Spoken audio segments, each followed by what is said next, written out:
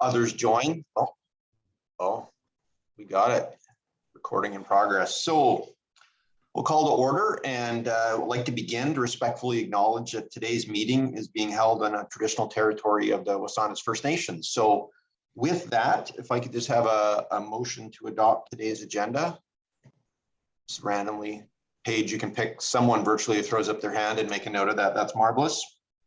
There's no errors or omissions there. We'll move to adopt the, oh, thank you, Andrew. Thank you. We'll move to adopt the minutes of August 18th if there's no errors or omissions. Oh, thank you, Andrew. Marvelous. The formalities are out of the way. So I expect today's meeting will be relatively brief. I know everyone's busy. We'll just run through some old business, and then basically the main focus will just be looking at what the Executive Emergency Planning Committee kind of looked at and came up with, looking forward to 2022 objectives, and just get some input from this group on that. So old business, our United Nations application is in its third phase, and we'll continue with that. The emergency drinking water, we did make some advancements on that, and we'll discuss that in greater detail when we look at new business. We'll just push that down.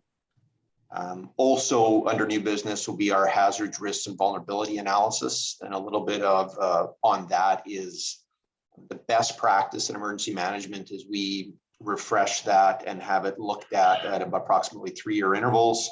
We're going to push it to its 4th year and capture that refresh in 2022, or at least that's our recommendation. So we'll discuss that.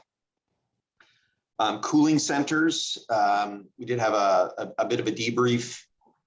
We do feel we have a fairly fulsome plan based on the size and the complexity of our municipality. There's definitely things we can build out and augment, but we have submitted the invoicing for the small amount of costs we incurred to set that up, and that's been submitted to EMBC. So we don't anticipate any issues there. And on the next one, I'll pass it off to Deputy Harmon to speak to where we are in our evacuation route planning. Thanks, Chief. Yeah, I've been continuing to work with contractor Jim Lamort. Just completed this Wednesday the final Zoom session with the RCMP. So we've managed to put all 4 watches through Jim's slide presentation, and we had really good buy-in from the RCMP. It was good to hear some of the folks that had evacuation situations in the previous, and a lot of members have never had to deal with evacuation planning or evacuating in an emergency before. So it was really good for them to see and understand what would be expected of them. We looked at some of the risks in the town that could potentially put us at a position where we'd be moving people from during a certain scenario. So yeah, things are moving along there, and working with Jim. Hopefully we'll have a completed document later part of November. And just further to that, Mike, I know that's also been obviously tied in and done somewhat collaboratively with North Saanich. That's correct? That is correct. North Saanich has a plan that's completed as well, so we invited them into the process as well. And Jim's also reached out and worked with the senior homes as well. So it's tough to evacuate people out of Sydney within 2.5 square miles. So we have to work with our neighbors whether we like it or not. So it's all good. Question. Andy has a question. Brandy.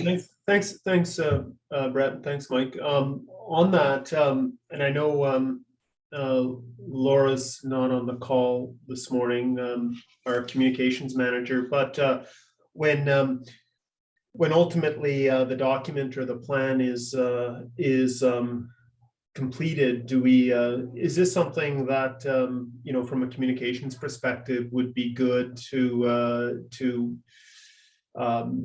communicate with the community? Is this something that there's a benefit from some sort of potential media release or something of that nature if once it's completed?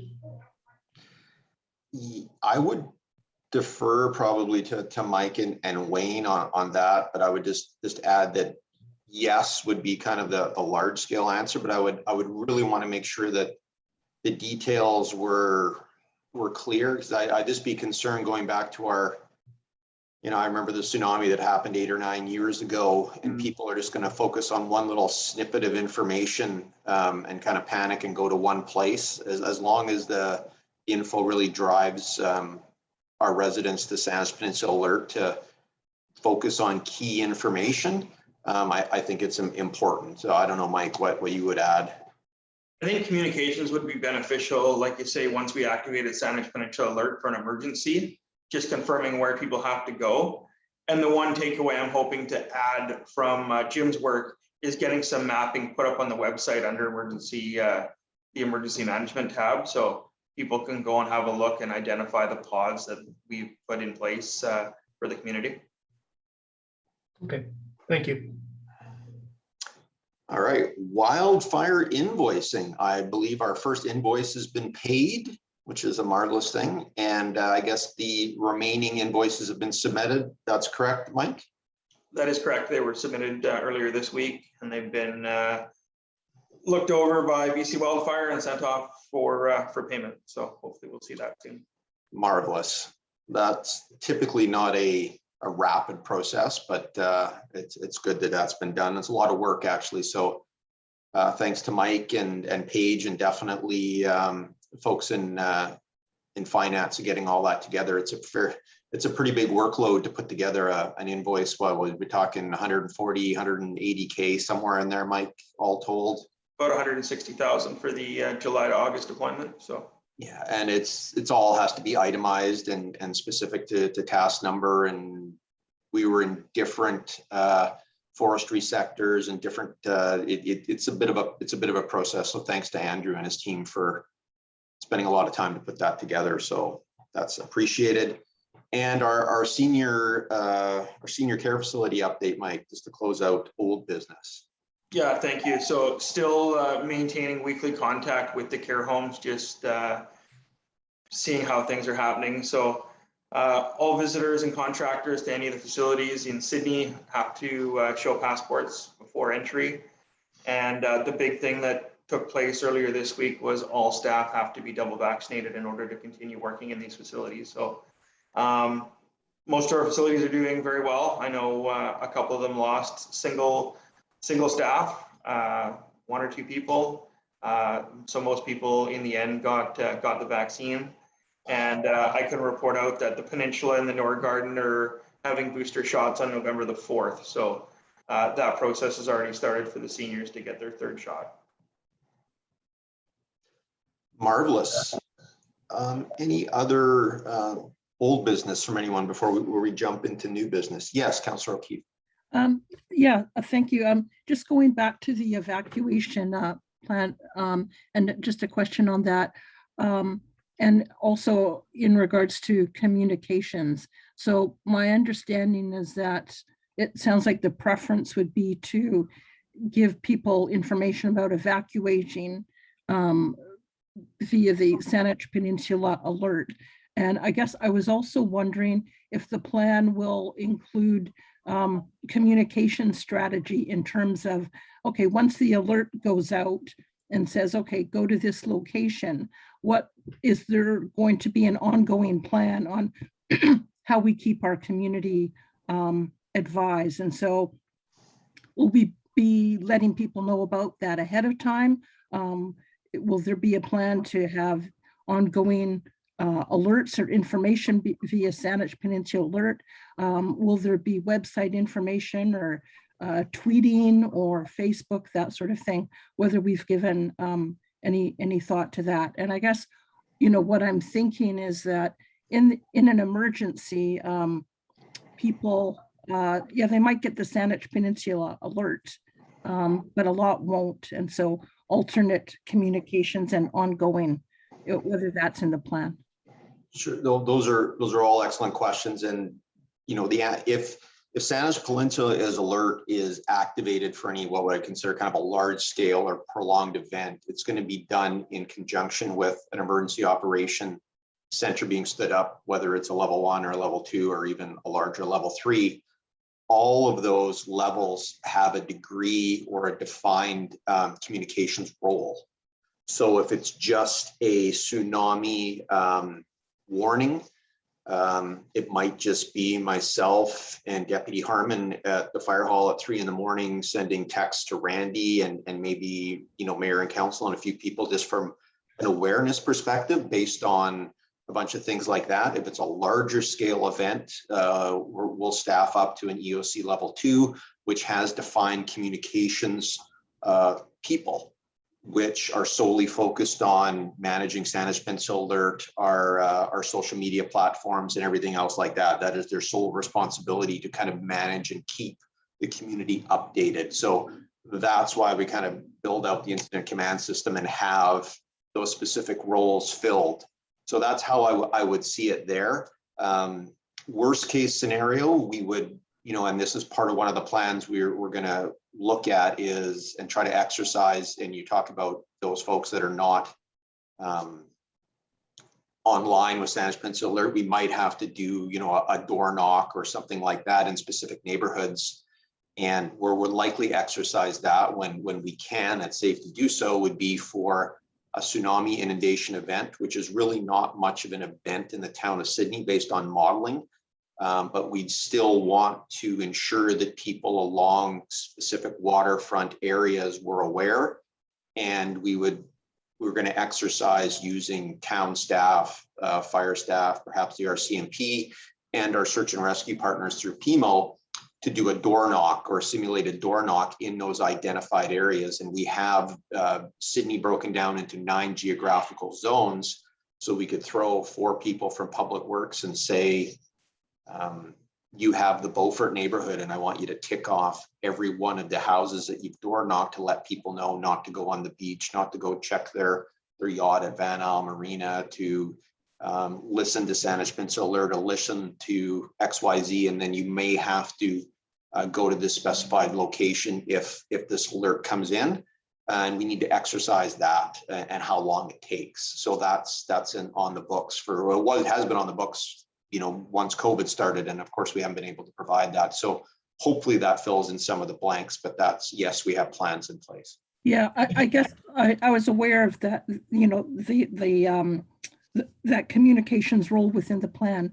And I guess I was wondering whether our communications manager, how she would fit into that. And I guess I'm also thinking about, is there opportunity for us to be doing some education to the public up front to say, in the event of an emergency, here's what we will what the town will be doing to communicate to you. So we're going to have a hashtag, or we'll be doing regular postings on Facebook, or there will be something on our website, or so letting them know in advance.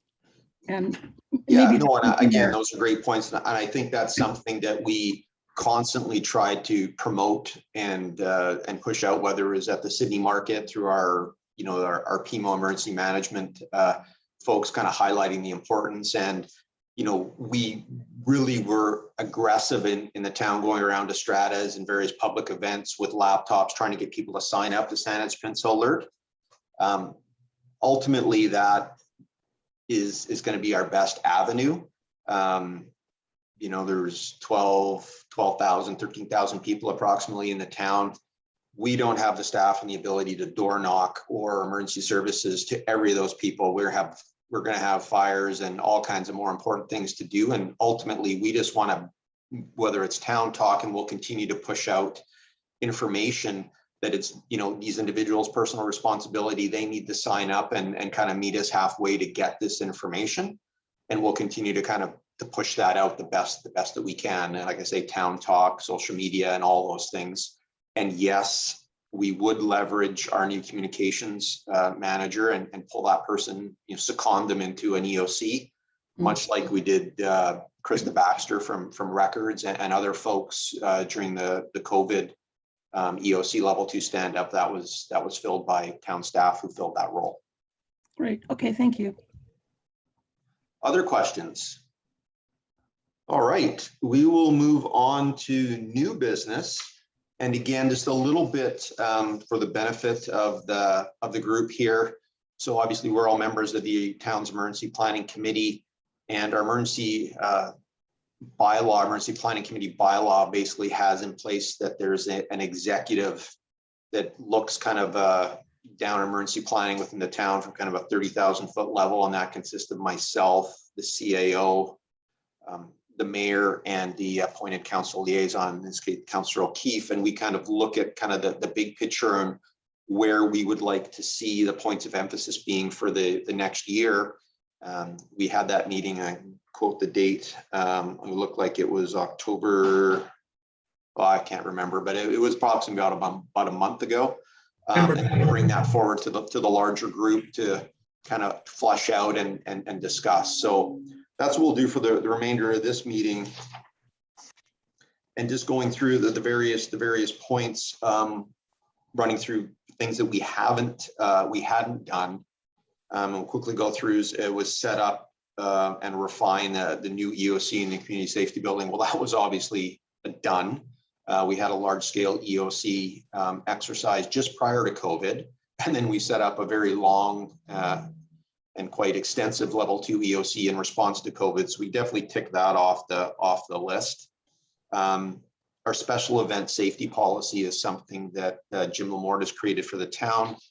And I've worked in long hours been spent with Jen trying to refine it, because a lot of the application process would be done by front end staff in administration, and that's pretty much ready to go. Obviously, COVID has made that not so much a pressing issue. I would say it's 95% ready to go, but before we do that, we'll probably want to look at it and see what kind of updates or lens we need to look at it through now that, you know, COVID is going to likely change or have a few different inclusionary things that we'll have to factor in. And after that, we'll make sure we have reviewed it in the past with Sydney SBIA, all the key stakeholders, but I think we'll do that again before we push it out. So once kind of this COVID madness is over, we'll push that out again in a way that all the stakeholders, like I say, whether it's the Sydney Community Association and the BIA and all these folks, we'll work with them and we'll get it. We'll do a bit of a soft start, but we'll get it in place. Is there any questions or concerns on that? Marvelous. Participate in a facilitated disaster response. Well, obviously, we didn't have to facilitate one because one came to us. That saying, we are going to participate in an exercise here with the Airport Authority. I believe that's in November, Mike. It's largely a tabletop exercise with the Airport Authority. I'm quite confident the RCMP will be involved as well. And then I made reference to some kind of projects that we would like to push out once COVID is no longer an issue and we feel comfortable and we can do door knocking and do different things like that. We'll push out an exercise. And I know we have our tsunami inundation response plan that we kind of have probably 50% flushed out that we could do a large scale exercise. We also recently last week did a fairly large scale disaster response exercise to C-Star Chemicals, which we do on an annual basis with the RCMP and the BC Ambulance Service, and we could likely build on and expand on that as well. So we have a few things in the hopper that we can definitely push in 2022, situation permitting.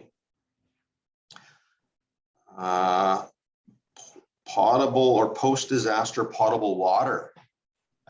Bruce, would you be able to bring us do you have any comments there? I know you were central to this conversation about, bring us up to speed of what our options are there. Yeah, we met with the CRD. They hosted a meeting at the CSB, sort of outlining sort of a potential integrated approach for post-disaster water supply for the peninsula. They have a few projects on their books looking to help harden some of their lines to feed their systems out here, some redundancy and whatnot. So they're working from that end, but they're also looking at how we can get water to our, post-disaster water to residents. The system they have set up now, I think everyone's heard about their blue hydrants, sort of hardened hydrant system where water supply can be obtained, and then bladdered systems. So a bladder system they could put in a in a truck and be able to haul water to where it's needed. That's sort of the program they have set up now. So we're taking that with the CRD. We've got a committee together with the Peninsula municipalities, establishing in terms of reference to sort of see where we go from there to help improve and expand post-disaster water supply. Chief Mickelson, is there anything else that you'd add to that? Yeah, and thanks, Bruce. I think that the big takeaway was I've been kind of nagging the CRD for a while to really let us know really what their plans were and to what extent the hardened lines were going to be kind of pushed out. And I think it was very valuable. And I thank them for coming out and providing us with the information, because it allows us to kind of move forward. And Bruce, chime in if you think that anything I'm stating is kind of not accurate, but it sounds like there's not going to be any additional hardened hydrants. And when I say hardened hydrants, these blue hydrants you see. There's one at Willingdon at the roundabout at the airport. There's one at Panorama, which is on, I believe, Forest Park Road, that just on that access. And there's one other one actually at the Wayne Road Fire Hall in North Saanich. Those are all directly fed from reservoirs, I believe, that have a large static load of water in them, and they're seismically coupled and hardened. So they're steel pipe, and they're secured in such a way that a seismic event isn't likely to compromise them. All of our other water, whether it's in our municipal system or even some of the feed lines, they're a mix of ABS, plastic, concrete, different components that have there's a high degree or possibility in a seismic degree event they're going to fail and break. The CRD doesn't, there's no likelihood or no plans on the books within the next 10 years that they're going to put any more hardened hydrants within the town of Sydney. So the one on Willingdon at the airport roundabout is as good as it's going to get. Now, we could municipally tie into that on our dime. For example, we could run, and correct me if I'm wrong, so this is like a more ductile steel, is that correct? We would run from that hydrant to wherever we wanted to, but that would be at our cost. Is that correct, Bruce? Yeah, that's correct. That's sort of what I gathered from the CRD as well. If there's anything beyond that we want to serve hardened systems, that would be something that the town would be looking at. And I would just an update that I was going to bring forward is we've just retained, because we appreciate we do have some lines that are more susceptible to the seismic event. And we actually just retained a consultant to do a design for us for one of the main feeds that comes across from the CRD through Westbrook, Frost Avenue West, and through to Lochside. It's a 10 and 12-inch water main. It's Permastrand. We know that it's not going to be very suitable for a seismic event. So they're going to be redesigning that section to create more of a seismic resistant line. And that would provide at least water to that main feed through to the east side of Sydney. So those are steps that engineering is taking to help reinforce our water system and make those improvements, considering potential post-disaster water supply. And Bruce, that revised or new replacement of that line, would that be to the hardened supply line at Willingdon? At this point, we're taking it back to the other lines that we've hardened. It's sort of we're trying to address the Permastrand, which is sort of our weakest link right now in that large diameter water main. We'll have to also start looking at lines beyond that, trying to take it back towards where the CRD may be hardened. But we'll have to evaluate how is the best way to sort of feed post-disaster water through to residents. Is it more cost effective to have a bladdered system to haul water in? Appreciate that will not deal with fire protection, but yeah, it's going to be a very big costly item to complete a full hardened system. But it's certainly one of the items we're looking at. We also have in budget as a post-disaster water supply study to see what makes the most sense. We do have a few wells maybe potentially available to us. Again, there's the sort of the factor of domestic supply for post-disaster and potential fire flows. So hopefully that study will sort of flush out sort of a best direction for the town. Yeah, and I think this is great. We're having this discussion. I think the big takeaway is that our water comes from, ultimately it's treated at Japan Gulch up in, I believe, off the Souk Reservoir. So everything comes through there, and there are sections and portions of that feed line that are seismically rated, but there are large portions that are not. I think they mentioned when they were here, Bruce, there's what, a 16 or 17 kilometer section through Cadboro Bay, which is older. It's basically like a concrete type that would likely fail. So there's a large section there, and I forget what kind of money they threw around, a $30-40 million infrastructure project to replace that. So with post-disaster water, it's the weakest link. So if we could update and harden all of our municipal infrastructure, but if there's a weak link in the supply that's in Cadboro Bay, it doesn't do us any good. So that's why these blue hydrants that are actually run off of reservoirs where we know there's a large, at least there's going to, hold water for 3 to 4 or 5 days or a week. That's the true disaster water supply that we know we can count on. And then they made it very clear when they came out, the CRD has 2 portable filtration units. One is a towed trailer, and I believe one's a truck. So basically these are units so they could take around, they hook up to the hydrant, and then basically there's just a portable filtration system. So the water is filtered through, because after a seismic event, the water through the pipes may not be clean because of various, there could be small breaks, cracks, fractures in the pipe. So you're going to need to filter it no matter what to make it potable. So they only have 2 in the entire CRD. So that's obviously a problem. And they were very clear that, municipalities that wanted to provide potable water post-disaster, that's an investment that the municipality is going to have to take on. That's not something the CRD is going to fund or provide.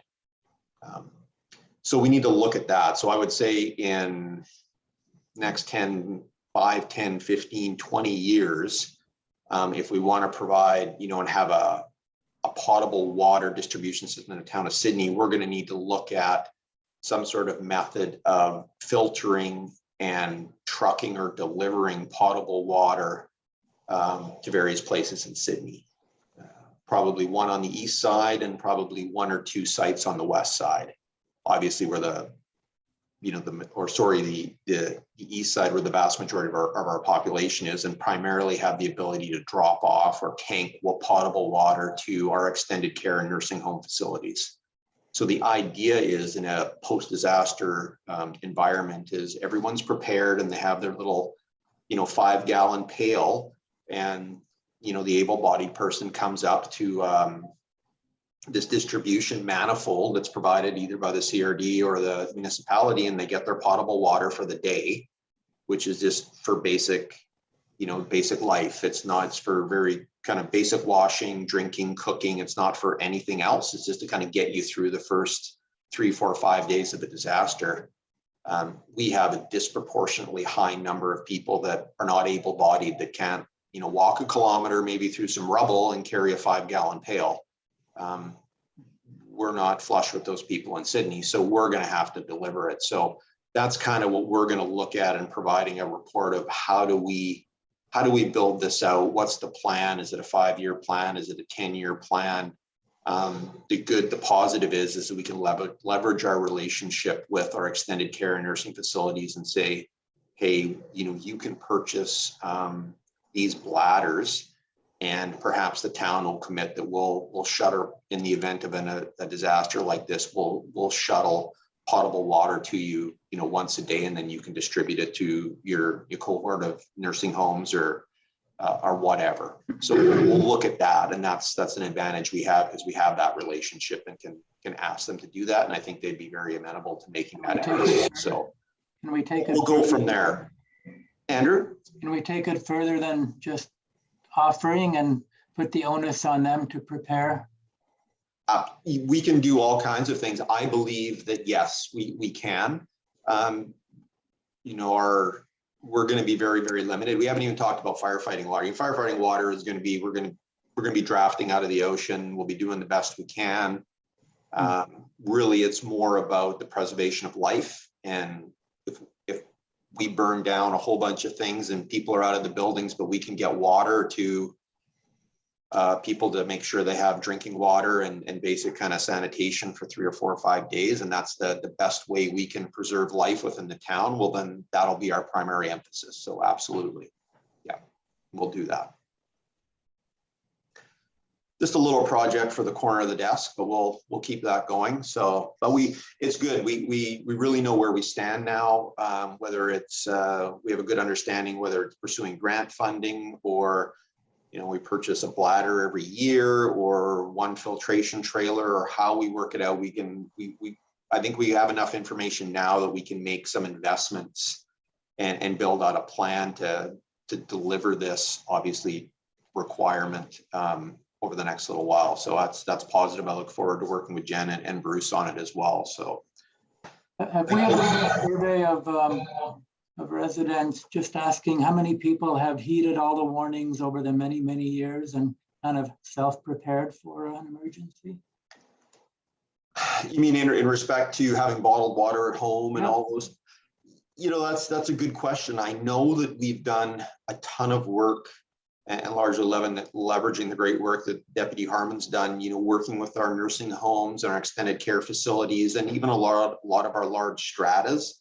We've really focused most of our emphasis there because that's where most of the most at-risk people are. So I know if we went to any of the large extended care facilities on Mills or Henry or the others, they have a cache of emergency supplies on hand for their people, bottled water, backup generators, those type of things. We continue to promote emergency preparedness to the people in the single family dwellings through, you know, kind of building pods of resiliency. And that's kind of been its infancy for neighborhoods. We've really focused on the larger buildings because it's easier to get that group. And again, those are the most at risk. So that's a work in progress, but I feel we're probably punching above our weight there already. Yes. Hands up, everyone at this meeting who has done that personal preparation. Oops. There you go. Partway there. I take no credit for it. My wife is very, and has nothing to do with my what I do for a living. We have a big, it's actually a garbage can on wheels, and it's full of everything from pet food to water to all kinds of things like that. So, Andrew, that's not a statistically relevant survey, I'm sorry to say. It's definitely self-selecting here. It wasn't meant to be.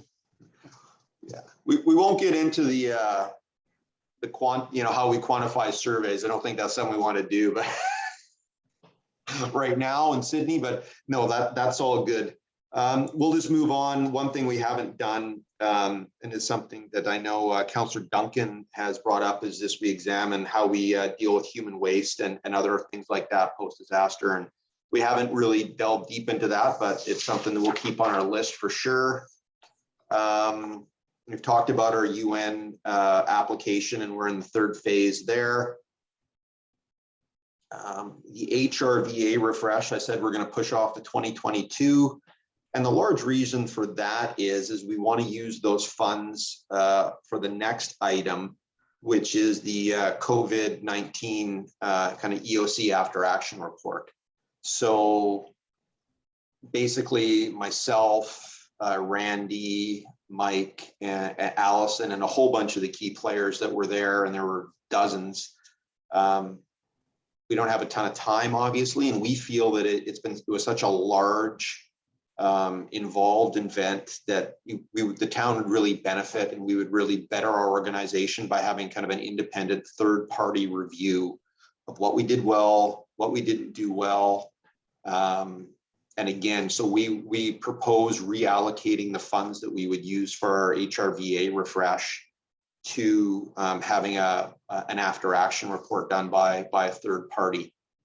So that's kind of the long and the short of that. It would allow, and again, myself and Allison and Mike, we don't have a lot of time. The staff time would really be in providing documentation and participating in interviews. And the interviews would be of obviously all key staff, elected officials, involved counselors, and kind of key stakeholders that were part and parcel of the whole process, including folks in the BIA, the chamber, even businesses that we reached out to and provided information and things to, just to get feedback on what we did well, what we didn't do well, and how we could improve for the next one, to really help inform a revised, and it's not going to be a COVID response plan, but we're required to have a communicable disease plan, and this would really inform our next iteration of our communicable disease plan, because I don't think that's going away. So that's kind of, I just wanted to get some feedback on that. And is there any questions or concerns with that course of action, using kind of about remaining funds and a little bit of our wildfire surplus to fund that? I think it makes sense, but I just wanted to get a consensus from this group. Randy. Yeah, thanks, Brett. Yeah, it's definitely something that I obviously support in terms of using a third-party consultant for the reasons that you've outlined, Brett. Are you aware of any other, amongst your emergency coordinator colleagues of other jurisdictions doing sort of a similar type of assessment in terms of their pandemic response? And I'm just wondering, is what we're doing, is it something that's somewhat unique in the region, or is this you think this is a potentially common practice for the other jurisdictions that are doing this? I don't believe in any way, shape, or form it's unique. I would say that we're probably doing this on a formalized basis. There's not a lot of municipalities in the 10 to 15,000 population range that are doing it, but the after action review and continual kind of improvement process is just embedded in emergency management, where you always kind of go through this process no matter what. And typically any, whether you're talking Vancouver's or Surrey's or the larger municipalities, would likely all be engaging in kind of an independent third-party review of their response. So again, I think that, our response, and again, based on our unique demographics and the fact that we're kind of the commercial hub that was drawing most of the peninsula in, that we responded at a kind of a very high and comprehensive level, just by basis of a bunch of factors. So I think that our review should kind of be commensurate with that. So I hope that answers the question, but I think it's definitely appropriate that we undertake this. An awful lot of money for this kind of initiative, when we pretty much know that we did much better than most. Yeah, I think I agree. But I mean, it'd be interesting to see and really look at, what's the total cost of our response? What was the total cost in respect to, the cost of the town, the cost? It was, it's really immeasurable, but it was massive. And, spending $11,000 or $12,000 to refine a response to perhaps, make it a little smoother or kind of lessen the bumps in a future one, I think is really pennies on the dollar. So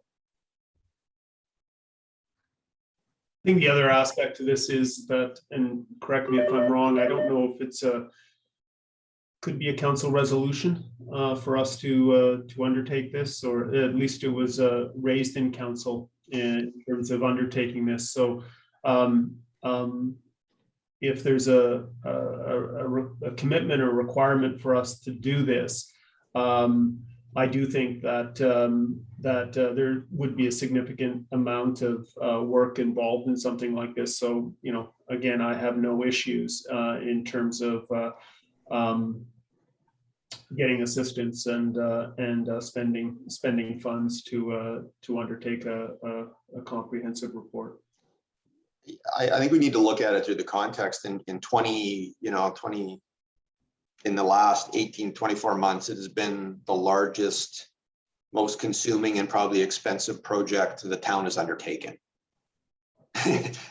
in staff time and investment in human resource, and everything else. So 11 or 12 grand to help kind of refine and inform how we could do that, reinforce what we did well or direct us in a different path in the future, I think is definitely warranted. Councillor O'Keefe. Thank you. A question to Andrew. Do we still have money in the COVID funds that could be used for this? Is that where we would draw the funds from, or would we need to find it elsewhere? I think the minutes of the September 23rd outline where the funding is slated to come from. So, but we do have some of those funds if we were to require them, but I think we're covered here.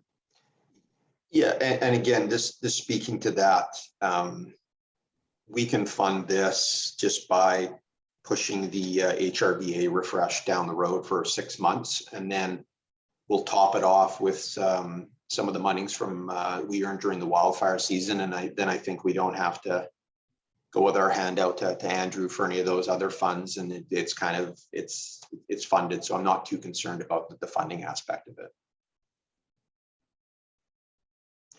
Any other questions, concerns? So yes, Corey. Yeah, I'd just like to say I think this is a good initiative. I wasn't at the EOC at all, but I sort of, Allison went to the EOC and I was here in the office kind of keeping the department together. And I wouldn't say we were unprepared, but I think a retrospective of how the department sort of struggled to adapt to those changes would be very useful. There was a few things where I think we did scramble, maintaining communications with people working from home and things like that were fairly simple to put in place, I think, but it had to be done very quickly and without a lot of sort of thought and preparation. They weren't big choices. It was easy to bring in Slack and stuff like that, but yeah, just having another look at sort of how that process unfolded and any lessons learned from that, I think would be very useful, just as someone who wasn't on the EOC side of things. Thanks. Well, thanks for that, Corey. And I think it's important for us to get the perspective of those that weren't in the EOC, because for the longest time we were here working 12 or 14-hour days and sleeping here, and we were just in this little silo, and folks like yourself and stuff kind of maintained the business continuity of the town and dealt with that. So I think it's important that likely everyone on in the screen I'm looking at here will be interviewed, and I think it's important that we get all of those perspectives, because it's easy, we're all in our little silos for a while. So I think again that'll really make for a better plan going forward. Without anything else on that, I'm happy to kind of push this to a round table if anyone has anything pressing or anything I'd like to bring up. Our next meeting is scheduled for, I believe, November 17th. Is that correct, Paige? We'll see how that goes based on need. Yes. Yeah, we'll look at that in the timing, because this one got pushed back. We might look at pushing that back a little bit. But if there are no other questions or concerns, yes. Brett, just as we talk about goals and things for our planning, I'm not really sure where things are at in terms of like our marinas in the community, and I guess in terms of fire that could affect the entire marina. Do we have some way of firefighting for the marinas? Absolutely. So yeah, we have our marine fire protection trailer, which has been here since I joined. We've augmented it and built it up And, you know, we were actually written up in Canadian Yachting as kind of the most progressive and, you know, kind of forward thinking. We're actually featured at the Vancouver Boat Show about our marina firefighting capabilities. So we've refined that and built that out. So I'm very confident in our marina firefighting capabilities. So we can flow almost 1,100 gallons a minute with our 2 pumps, and they're tailor-made to be rapidly deployed at all of our marinas. So I think we're in good shape there. In the perfect world, yes, we could have a fireboat or something like that, but it's all about time, and the quickest way to get water on a fire marina is the way that we've done it with our marina fire protection pump. So I feel in the town of Sydney, we're in a really good spot there. Sounds good. I suppose that's something that mutual aid covers with North Saanich as well, or? Yes, we put out the majority of vessel fires in North Saanich probably for the last 20 years. And I think they've recently invested in a similar capacity or capability to ours. So we're probably, you know, have a lot of capacity there, but definitely we provided that service to them for many years. Thanks. The only other thing that I was thinking of is not very long ago, I saw some communication through our senior management channels in the RCMP about an active threat emergency procedures. So this is kind of falling on the heels of the Nova Scotia incident, in which it involved a larger geography, but became sort of an emergency, an immediate emergency or an urgent emergency. And so I think, I wasn't thinking about it till we started talking about this stuff, but I'm wondering if, some sharing of that information with our other emergency agencies might be of value. I know that internally, it needs to go to the provincial duty officer, and it would come out as some sort of a provincial alert system. Because one of the huge criticisms in Nova Scotia was, I believe, was the communication piece to the public, right? Yes. So I know that BC has enacted there's like a provincial alert system that's very similar to our Saanich Peninsula alert. So EMBC, it would go through the provincial duty officer, I would assume, and typically they put that in place primarily, or 99.9%, Mike, correct me if I'm wrong, for seismic and tsunami events. That's correct, Mike. So I would assume that they would leverage that. And basically it's not so much like our system where you subscribe. It's if you have a cell phone, you're getting the message.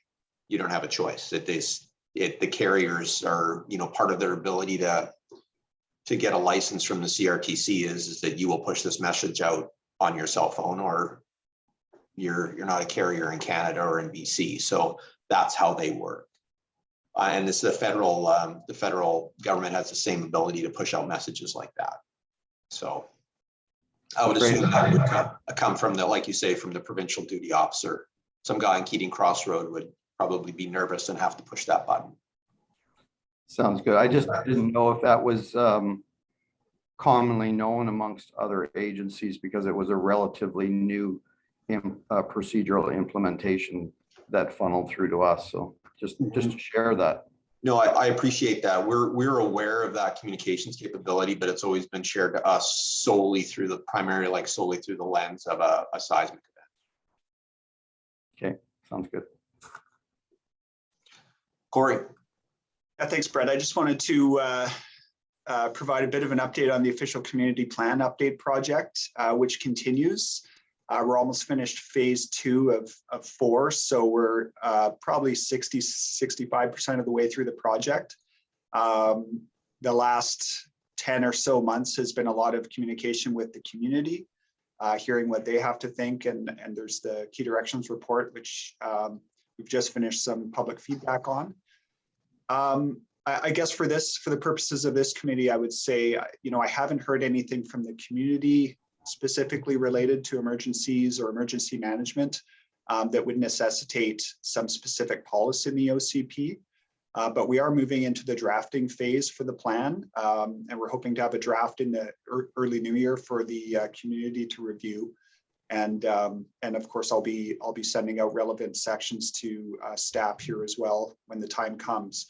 But I just want to put it out there that if there is, emergency management related topics that you think require sort of a longer term policy approach that might be appropriate to put in the OCP, just maybe give me a call or send me an email, and we can talk about what that might look like. So thanks. I thank you for that. That's important, and obviously that ties in with obviously the future planning with Bruce and his team about what we put in the ground, so it doesn't turn to dust when the ground shakes. So yeah, I've just actually I'm working through the existing OCP policy on infrastructure right now. So Bruce, I might have a chat with you about if it makes sense to put something about the water system or something like that in there. It's a pretty short policy section right now, so it could be expanded if necessary. Great, yeah, we can look at that. Okay, thanks. excellent. That's it, thanks. Excellent. Any other roundtable items before we adjourn? Well, thank you everyone for your time this morning, and if I can just have a motion to adjourn. Thank you. Thanks very much, and I look forward to seeing you all probably late November. We'll probably send out a revised invite. So thank you very much. Take care. Thank you. Thanks.